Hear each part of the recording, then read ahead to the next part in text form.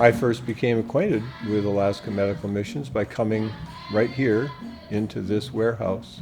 So what I learned was Alaska Medical Missions does is sends different quantities of supplies and equipment to places around the world through lots of different means.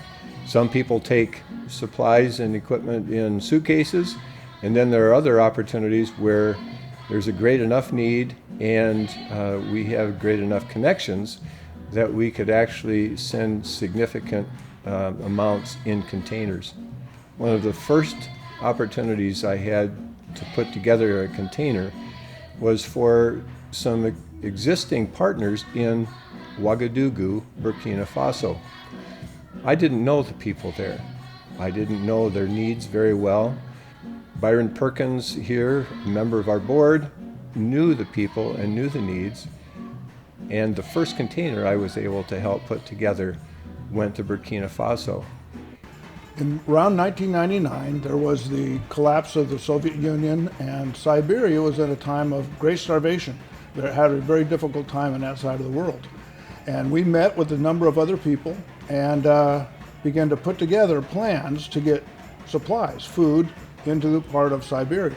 And we ended up connecting with the governor and with Beyond Borders and many other organizations.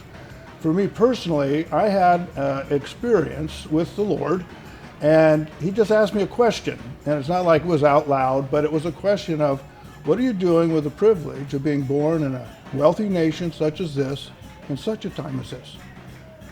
And I realized this is a privilege that I have. Can I help in some small way share some of this great wealth of this nation for other people around the world? The relationship between Proyecto Fe and Alaska Medical Missions is quite honestly the proverbial marriage made in heaven. And we've had extreme success with everything that we've done. 23 years ago, I began the ministry Proyecto Fe, which is based in Alaska, but ministering basically in Guatemala. We've built a school, now medical clinic, and have been involved in their lives for many, many years. Dating way back when we were allowed to take 70 pounds per tub along with us on our mission trips. One such trip had 48 youth. So we had 96 tubs at 70 pounds, all Alaska Medical Mission tools, materials that we get. Alaska Medical Missions has been the most amazing resource in Anchorage, Alaska, and I think very unexpected. When I went to Malawi the first time, I met a team of other doctors that were from major cities across the United States, and nobody had anything like Alaska Medical Missions.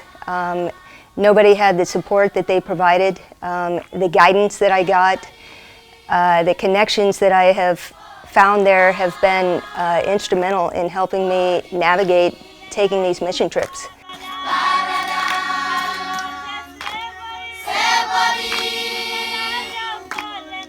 I've been affiliated with Alaska Medical Missions since 2006. I went on my first medical education mission trip to Liberia.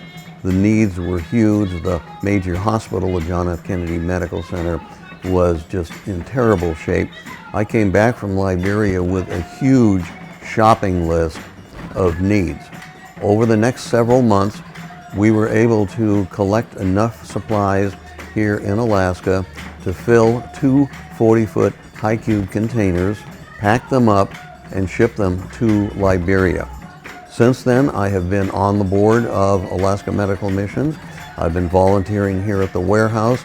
It really, the participating with Alaska Medical Missions, knowing what we do for the people of the world, the facilities of the world, improving healthcare by providing these supplies, it actually has lifted my belief in God and my belief in what Alaska Medical Missions does, thanks to God's help. My task daily is bring it in, look at it, make sure it works, it's feasible for other people to use, and then have medical teams and personnel come in and take the supplies with them on their trips. One of the best things I like about my job is if something comes in broken, I can fix it quite easily and get it into service. and then send it out and find out, well, it worked. But that's the fun part of the job, is just getting everything back into working condition for people to use. One thing that amazed me about the people involved with the AMM supply chain, both coming in and going out, is the appreciation for the organization. Happy to have some place to drop off what is still of value, and on the flip side, thankful for the supplies that are so desperately needed other places.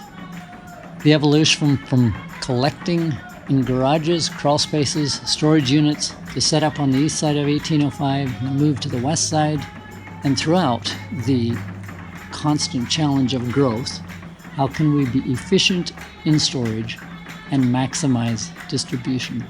From the outside looking in, AMM may appear to be a small organization, even have limited reach. It may not be stopping civil wars, reversing global warming, ending world hunger, but to the people all over the globe that benefit from what's normally discarded, they may argue that everyone involved with Alaska Medical Missions makes a life and death difference. It is a joy for me to talk about Alaska Medical Missions, to share my story, how we got involved with this.